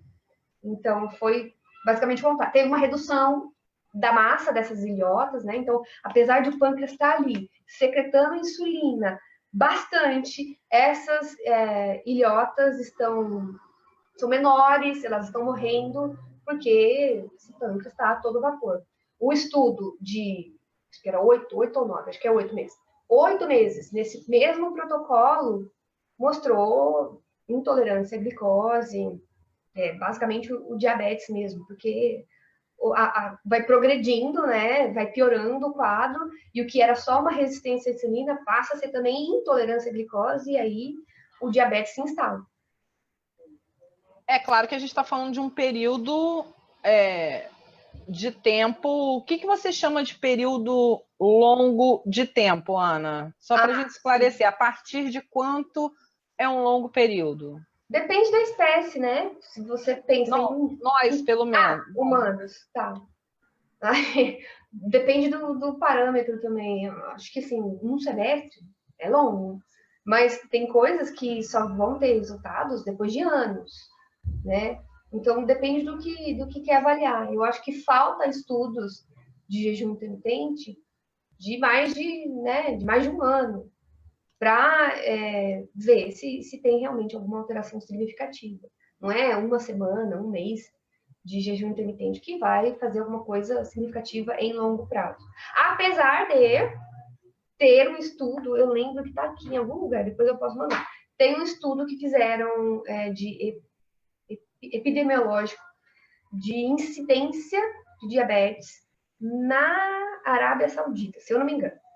E viu-se que lá tem mais incidência de pessoas portadoras de diabetes. E esse é um país de maioria islâmica, certo? Então, as pessoas de lá fazem jejum intermitente. Pelo menos um mês inteiro do ano. Então, pelo menos aqueles 28 dias de Ramadã faz jejum intermitente. E é aquele jejum intermitente todo dia trocado, né? Você não come de dia. Que viu-se que esse é um dos piores tipos que pode fazer, né? Porque se for fazer um jejum intermitente, que você pule as últimas refeições. Mas não deixe de comer enquanto você está ativo, né? Que é a sua fase ativa. É basicamente isso. Eu não lembro mais se eu respondi a pergunta. Olha, respondeu. Eu vou falando tudo. A Letícia também disse que sim, que você também respondeu, super respondeu. Eu aqui engasguei, desculpa. O Enildo está perguntando assim, como seria possível, através de uma dieta, proteger células do pâncreas e aumentar a sensibilidade e tolerância à glicose em um organismo? Teria uma dieta indicada, mesmo que ainda em estudo? A restrição calórica. Essa é a dieta indicada. Na verdade, ele perguntou como é possível. Na verdade, essa é a pergunta do meu pós-doc, né? Então, eu também não sei. Quais são os fatores que estão ali protegendo essas células? É a pergunta que eu tenho que responder. Então, daqui 2 anos, a gente pode fazer um outro webinar, ou daqui 4 anos, alguma coisa assim, que eu espero ter respondido essa pergunta. Viu, Enildo? Olha que pergunta boa, incluindo a do pós-doc dela, porque é assim, né, Ana? De uma pergunta, ao invés de vir respostas, vem novas perguntas, né? Vem novas perguntas e novos projetos e nova ciência, mais pesquisa. É disso que a gente está fazendo aí. Novas perguntas para a gente tentar seguir, né? Agora, como é que você acha que dentro dos nutricionistas, médicos, ou porque tem nutrólogos, né? E todo esse caminho já especificamente que pensa no resultado, né? Naquela dieta. Como é que você vê? Eles também são cientistas, muitos deles, né? E você está vendo um aspecto do jejum que são os efeitos no pâncreas. E você disse que tem N outros estudos analisando também os efeitos de outras formas, né? Você falou vários efeitos não muito desejados, né? Para além da perda de peso. Outros que não são desejáveis, né? Sim. Você destaca mais algum especificamente, fora o pâncreas? Você destaca algum outro efeito que já foi demonstrado, né? Ou outra coisa demonstrada que você destaca no jejum, independente do seu estudo? Ah, tá. Independente. Que não é no pâncreas, né? Nada referente a isso, mas que você gostaria de destacar, que não necessariamente foi você, mas que você destacaria também? Ah, sim. Tem estudos mostrando que aumenta a fome de forma... aumenta neuropeptídeos no hipotálamo, aumenta o neuropeptídeo Y, que neurotransmissores responsáveis por aumentar a fome. Então, o aumento de fome, eu acho que não seria uma coisa tão interessante, né? Quando você está fazendo uma dieta. Tem estudos que falam também que, especificamente em fêmeas, né, em mulheres, tende a piorar mais o controle glicêmico, né? Mulheres obesas apresentaram mais facilmente níveis alterados de glicemia depois do jejum intermitente. Uhum. Depois que você parou, né? Mesmo depois que você não está mais na restrição ou no jejum, é isso? Isso. Perfeito. E dentro dessa questão do jejum, para além do tempo, que elas estão falando de associações com outros tipos, né? Assim, se eu tiver uma alimentação regular, assim, eu faço jejum 8 horas, 16 horas, seja o tempo que for. Aí depois eu vou lá e como o que eu quiser. Tipo, como é que é isso, assim? Ah, olha, eu fiquei em jejum 16 horas. A Cássia tá fazendo low carb, mas assim, eu conheço pessoas que depois das 16 horas, eles falam que durante aquelas 8 tá liberado. Como é que é esse impacto aí, Ana? Se você vê a entrevista, o link que eu mandei do Michael Mosley para a Folha, que ele deu para a Folha, é um pouquinho constrangedor. Porque, assim, o repórter pergunta, então vai fazer jejum 2 dias na semana, e aí depois os outros dias come o que quiser, come o que você gosta. Aí ele, não é bem assim, né? Tem que maneirar. Ai, não, mas é porque no livro tá dizendo com essas palavras, você come o que quiser, come o que você gosta. Ele, é verdade, estava escrito mesmo, mas a gente achou que isso causava, como é que é? Ambiguidade, alguma coisa assim. Como isso pode causar ambiguidade? Ele está falando isso. Aí ele tirou dele da reta ali e falou assim, então na nova versão do livro a gente mudou isso. Agora não está mais escrito aí isso. Então, basicamente o que ele faz é jejum e ainda fazer dieta nos outros dias. Mas ele vende como se fosse fazer dieta só 2 dias da semana. Então, o protocolo dele deixa essa dúvida, né? Aqui que eu vou comer nos outros dias. Depois ele foi corrigindo, falando, não, então realmente você tem que fazer dieta. Então ele fez dieta, né, uma restrição calórica, que é o que, né, que a gente sabe que é bom, mais 2 dias ali de jejum intermitente. Mas olha só, quem ganhou os créditos foi tudo o jejum intermitente. Então, mesmo fazendo 2 dias de jejum intermitente, os outros 5 dias da semana fazendo uma restrição calórica, olha só, que coisa, né? Então, o protocolo dele fala exatamente isso, né? Você tem que dar aquela maneirada. Tem outros protocolos, que é o de dia sim, dia não, que varia, né? Tem gente que pode comer o que quiser, tem gente que indica que você tem que dar uma segurada aí também nos outros dias também. Então, varia, né? Como eu falei, é uma dieta extremamente heterogênea. E comparar um protocolo com o outro é uma loucura. O Vitor Martim Quintana Flores. Oi, Vitor, tudo bem? Prazer, professor da UENF. Tá falando que a dieta dele é high sugar. Nossa! A minha também. A minha também, dá para ver, né? Assim, então, vocês têm mais alguma pergunta em relação a isso? Porque eu queria só conversar um pouquinho com a Ana sobre um outro tópico, que eu não posso deixar ela passar aqui assim, sem falar sobre isso. Mais alguma pergunta? Todo mundo. Se alguém perguntar para vocês assim, vamos fazer uma dieta, um jejum intermitente, vocês agora já podem tomar uma decisão um pouco mais consciente, né? E talvez não só isso, mas talvez adequar, né, Ana? Tipo, menos tempo por um período durante uma semana, depois continua com a questão, sei lá, low carb ou outras coisas, né? E vai alterando, né? Reeducando alimentar, quer dar uma acelerada, né? Mas você acha que essa acelerada com o jejum intermitente pode causar algum dano? Uma acelerada, se diz, no processo de... tipo assim, vamos imaginar, essa semana eu faço jejum um dia, aí eu intercalo 3 dias e faço jejum mais um dia, intercalo. Durante um período de um mês, por exemplo. E depois, no outro mês, eu não faço jejum intermitente. Depois eu volto novamente. Entendeu? Intercalar dessa forma. Você acha que os efeitos que você observou podem ser diminuídos ou acumula? Eu não acho que acumula, não. De novo, teria que... São vários jeitos de fazer, né? Eu não acho que... Se o jejum intermitente servir para dar o start, né? Porque muitas vezes as pessoas, elas não têm tem a preguiça, não tem o start, né? O que faz uma pessoa realmente engajar numa dieta? Ela vê o resultado, ela vê a balança menor, ela vê o número na calça ficando menor, aí ela né, se engaja e aí vai, né? Isso é o que eu acho que costuma acontecer.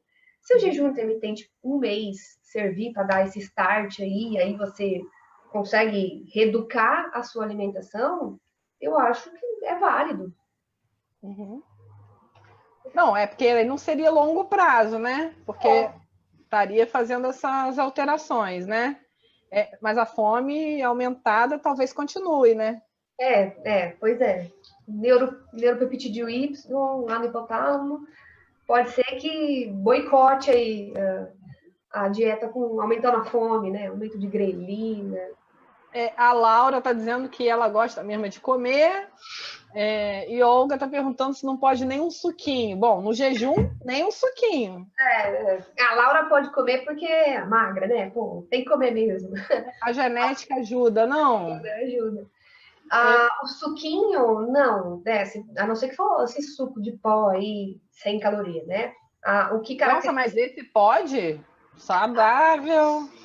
né? Se não tem uma ingestão calórica, caracteriza jejum, né? Então, se você tem gente que bebe café, bebe chá, tudo isso ainda está dentro do jejum, né?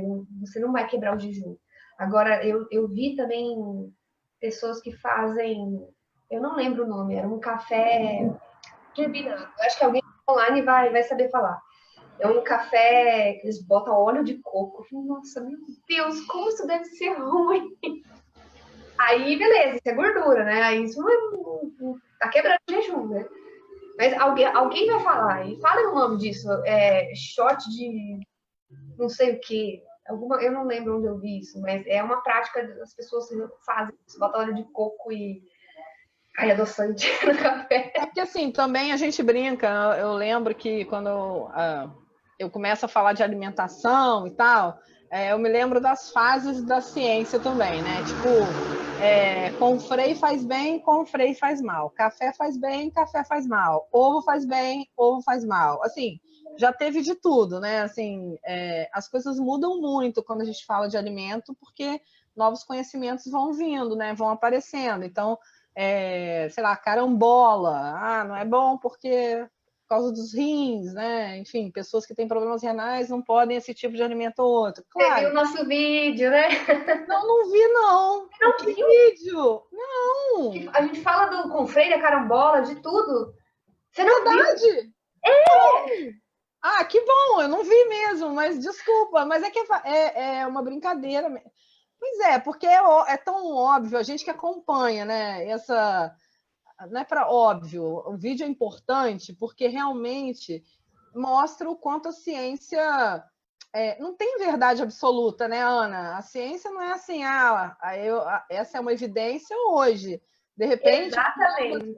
com novas perguntas, né, eu vou obter novas respostas que vão refutar aquilo que antes a gente sabia, né? Então, eu falo da carambola, porque eu adoro carambola, então eu acompanho. Café, amo café, ovo, enfim, comida, né? Assim, então a gente acompanha, porque a gente quer seguir alguma coisa, né? A gente que não é tão saudável, a gente tenta pelo menos né?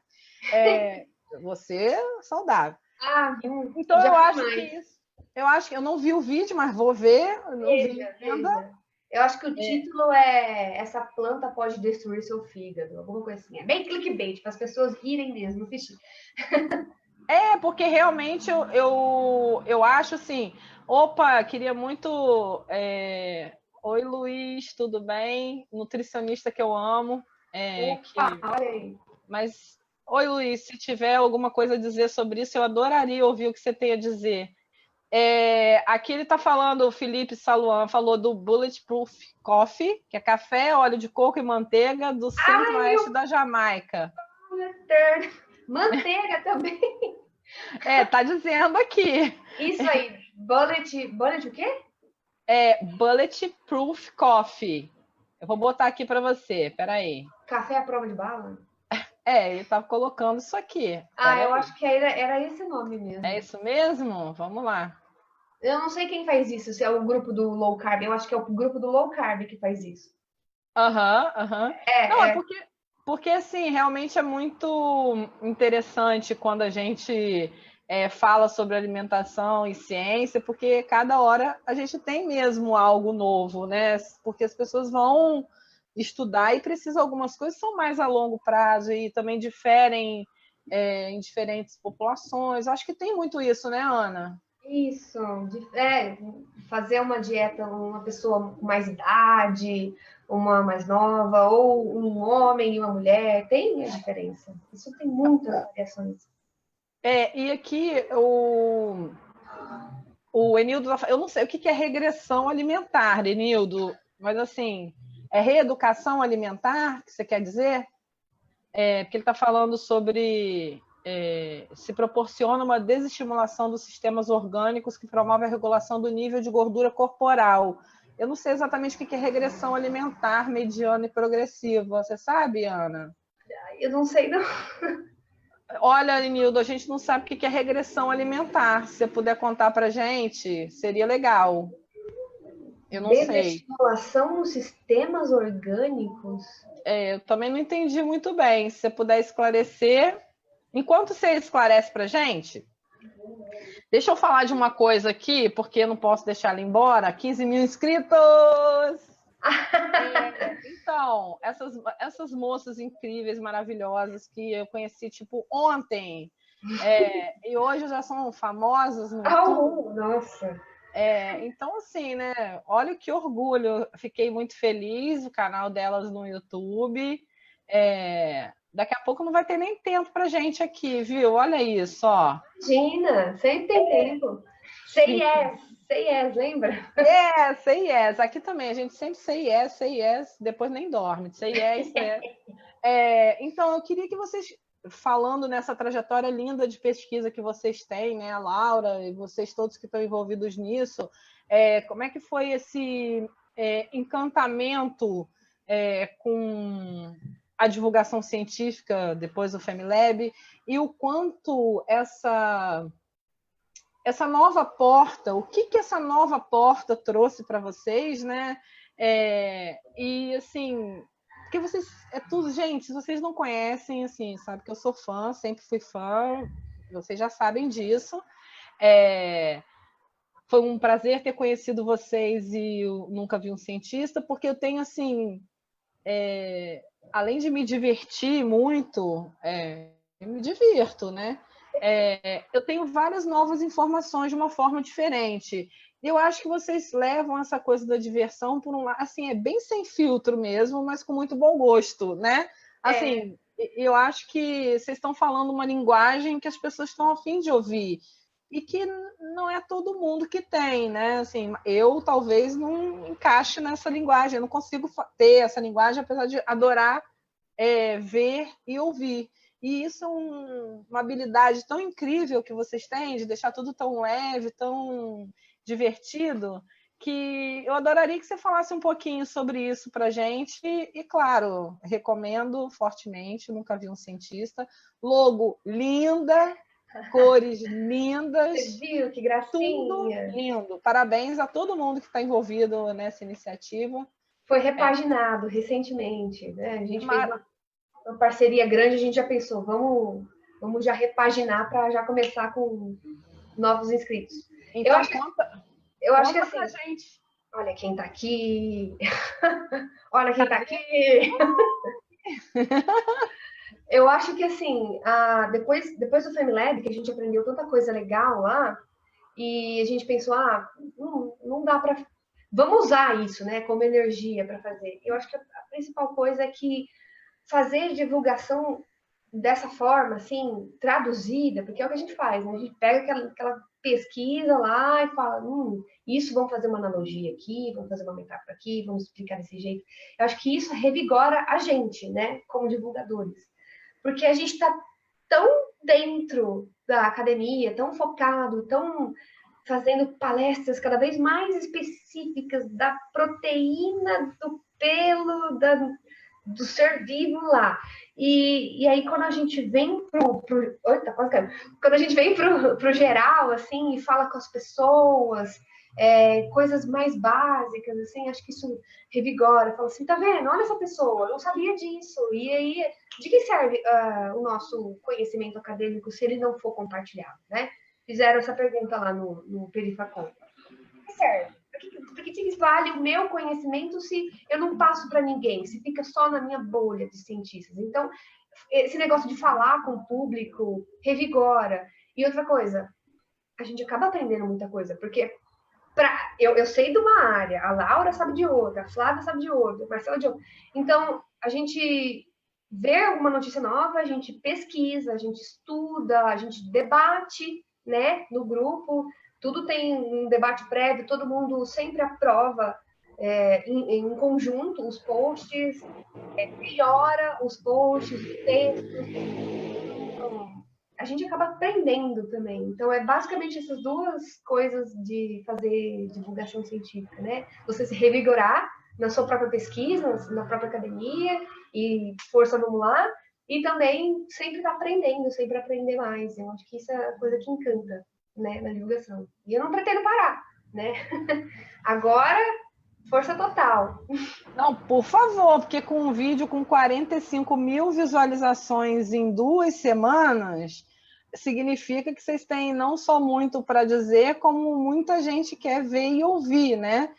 43 mil visualizações, um vídeo de 18 minutos falando sobre mulher não é inteligente como homem, Darwin afirma. Então, assim... É isso aí, bem clickbait, bem para chamar atenção. Não, mas eu acho que é super interessante, assim, a forma que vocês abordam. Eu sou muito, muito, muito fã, tá? E a Mariana Ritterhall, a outra pessoa que eu sou fã demais, ela diz assim, ó, eu já vi ou nunca vi um cientista. Tá dizendo que essa é para dar um nó na cabeça, mas é verdade. Eu também já vi de longe, mas quero ver de perto, viu, Mari? Bom, Mariana, cientista beta, beijo para todo mundo. Cientista beta. É a Mari. Sou fã também. Saudade, Mari. Ela está falando assim, ó, que ama o que vocês fazem, acha que deveriam ter um quadro na TV aberta, Jornal Nacional.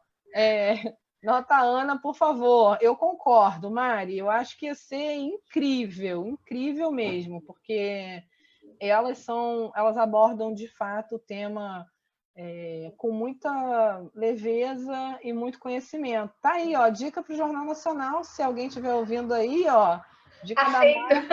Tá feito, né? Seria maravilhoso. Eu gosto muito de compartilhar realmente boas iniciativas. Nossa, teriam tantos, eu poderia fazer um mês só de excelentes iniciativas de divulgação científica. Se eu fizesse um cada dia, ainda não ia dar conta de trazer todas as pessoas incríveis que estão fazendo esse trabalho de aproximar, né? Assim como o César está falando, né? Que é sensacional, sempre bom ter pessoas engajadas em diminuir o gap, academia-população. Está agradecendo a você. E a Ana Paula também está dizendo que concorda. Então, Jornal Nacional, hashtag nunca vi um cientista no JN, hein? Hashtag... Vamos subir a hashtag. Vamos subir a hashtag aí. Nunca vi um cientista no JN. Arrasou, hein? Deixa eu escrever aqui a hashtag, gente. Bora botar esses 15 mil para dobrar. Espera aí. Muito grande, nunca vi um cientista. Calma aí, nunca vi um cientista no JN. Caraca, arrasou, hein? Olha aí. O que você acha? Bora espalhar. Essa hashtag é grande, hein? Vamos espalhar. Ó, no Fantástico, vou botar outro. Ó, Daiana tá falando, Guilherme tá falando. Todo mundo fantástico. Quinha Ribeiro, só amor e admiração. Quinha! Sobre nunca vi um cientista. Então, eu não sei se você quer dizer mais alguma coisa, eu vou te dar a palavra no final, mas eu queria muito compartilhar um pouco, para além da cientista incrível que você também essa pessoa tão... Nem sei dizer, né? Não tem nem palavra, que dá vontade de estar conversando o tempo todo. E eu acho que vocês têm muito realmente para dizer, então Conta a próxima novidade aí do Nunca Vi. Vocês estão preparando alguma coisa que eu sei, com certeza vocês devem estar preparando alguma coisa. Quer dar um spoiler rápido? Vamos um spoiler pequeno. Pequeno, bem levinho. Pequeno. Sabe aquele... não sei se você viu o vídeo, mas a gente fez um vídeo com a Maíra Medeiros jogando o jogo, né? De dificuldades das mulheres no passado. Chama Pesca Barbaridade, versão dificuldades. E foi um sucesso, porque mais de 1000 comentários pedindo o jogo. Por favor, me dá o jogo, eu quero jogar na minha classe, quero jogar com alguns homens, quero jogar no meu grupo, enfim, me dá esse jogo. Então, a gente vai disponibilizar o jogo. A gente só está fazendo alguns updates, deixando um tabuleiro melhor, e a gente vai disponibilizar o PDF para as pessoas jogarem na sala de aula, jogarem com quem quiserem, porque... Fala de novo sobre o jogo, o objetivo do jogo, e vocês vão disponibilizar lá no YouTube? O que vocês vão fazer? A gente pretende ter um site, né? A gente está já vendo fazer isso, de disponibilizar no site, mas ia deixar link em tudo quanto é lugar, né? Manda pra gente que a gente divulga também com o maior prazer do pode mundo, deixar. tá? Fala então o objetivo do jogo.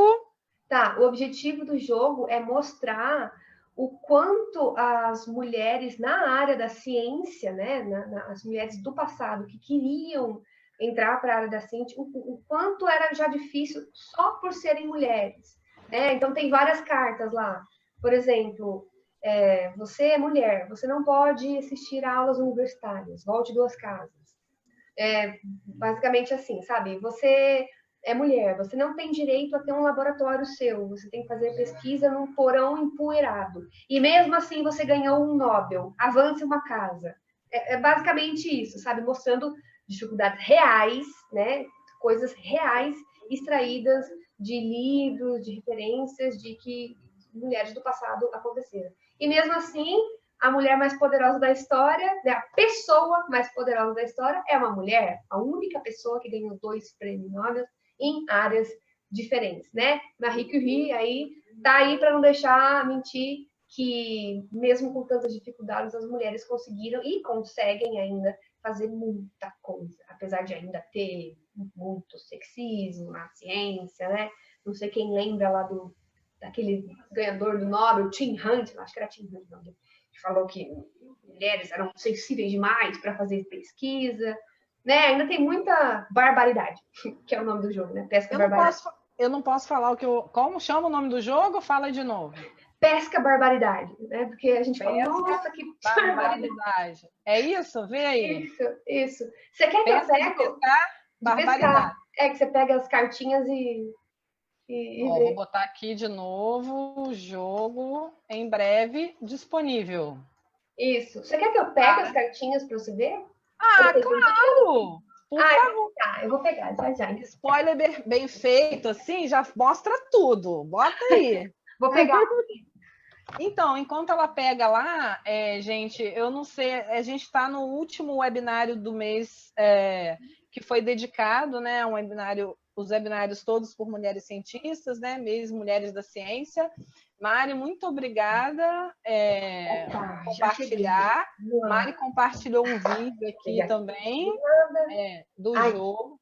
Ó, Mari compartilhou. Left, right. Aqui, pronto. Então, eu não tenho mais tabuleiro, mas eu tenho as cartinhas ainda.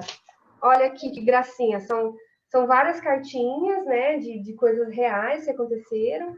E aí, esse é o layout aqui do Nunca Vi um Cientista, Pesca Barbaridades. Tá dando para ver? E aí, por exemplo, essa daqui, ó. Mulheres eram privadas de aula de anatomia. Deixa eu ver aqui.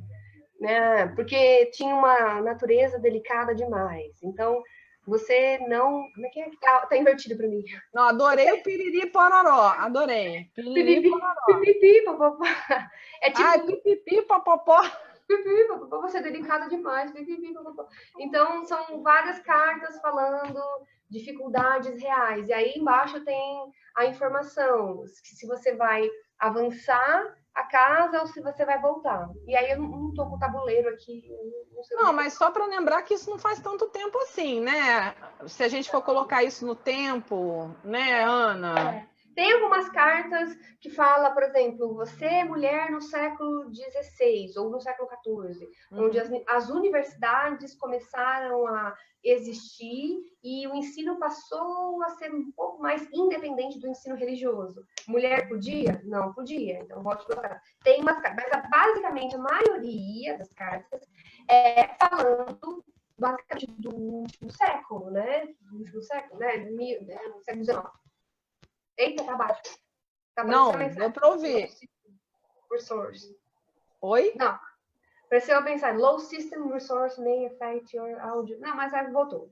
Não, tá tudo certo, tá dando para te ouvir super bem. Então, assim, eu quis puxar um pouco isso para a gente, porque, como eu estava falando enquanto você estava fora, hoje a gente está encerrando o nosso ciclo de Mulheres na Ciência com você, um prazer ter Ai, você. que honra, meu Deus! E também eu acho que super tem a ver o jogo e tudo isso que a gente está conversando, né?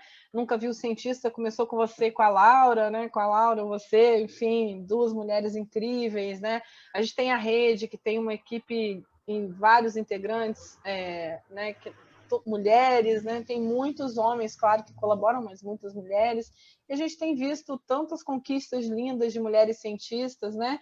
Que já é tradição. Ano passado também a gente fez um mês dedicado às mulheres cientistas, e eu queria te agradecer por ter encerrado esse mês, ter aceito o nosso convite para encerrar esse mês, que a gente gosta de ter amigos, a gente gosta de ter mulheres, e eu estava falando, né? É sempre melhor quando tem carinho e afeto envolvido, e a gente sabe o quanto de carinho e afeto vocês têm, tanto na pesquisa que vocês desenvolvem, quanto no projeto ou na iniciativa Nunca Vi um Cientista, e aí aparece tanto que está aí, né? Cresce, cresce, cresce, e não dá para deixar mais, né? Depois você conhece uma vez, você só indica para os outros, né?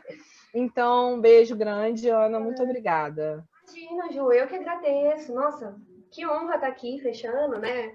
O mês das mulheres, nem sei se eu sou digna de estar aqui, mas a honra é toda minha, poxa vida. Adorei fazer um webinar aqui, é sempre muito, muito gostoso, porque. Não, a dignidade aqui, com certeza, assim, aqui é a casa de vocês, cientistas, vocês pesquisadores, independente de onde estiverem e do que estiverem fazendo, se tem o desejo de compartilhar e o carinho de interagir, né? Porque aqui, como vocês veem, né? Não tem hora, não tem tempo. Enquanto tem coisas a falar, a gente está aqui junto. Então, assim, esse é o espaço para isso, para vocês, para que a gente possa ter esse momento que é tão raro hoje em dia, é tudo tão rápido, é tudo tão curto e é tudo tão...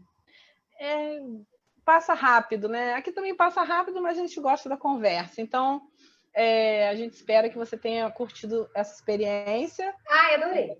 Que foi um pouco diferente da outra, né? Agora falta a Laura voltar. Laura, agora tem que fazer um só da Laura também. já está convidadíssima. Nossa, a Laura, ela me explicou o trabalho dela no bar. Meu, que didática. Ela me explicou com palitinho e salzinho do bar, sabe? Maravilhoso. Eu falei, a gente precisa estar gravando isso daqui. Porque... Não, ela já está convidadíssima, viu? Assim, no bar, sem bar, onde ela quiser, ela está convidadíssima. Então, assim, um beijo para você.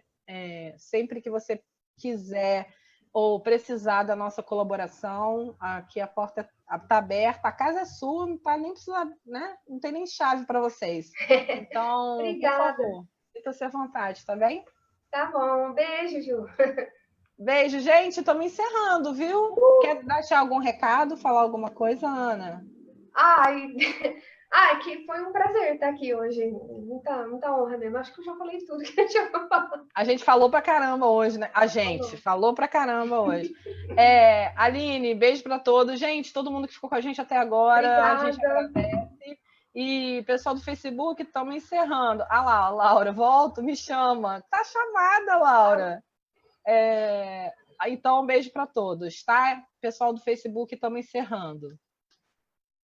Fala aí para você aparecer no final, Ana, que senão fica eu a última palavra. Tá bom. Então tá. Um beijo, gente. Obrigado por ter assistido aqui. Espero que tenha sido esclarecedor.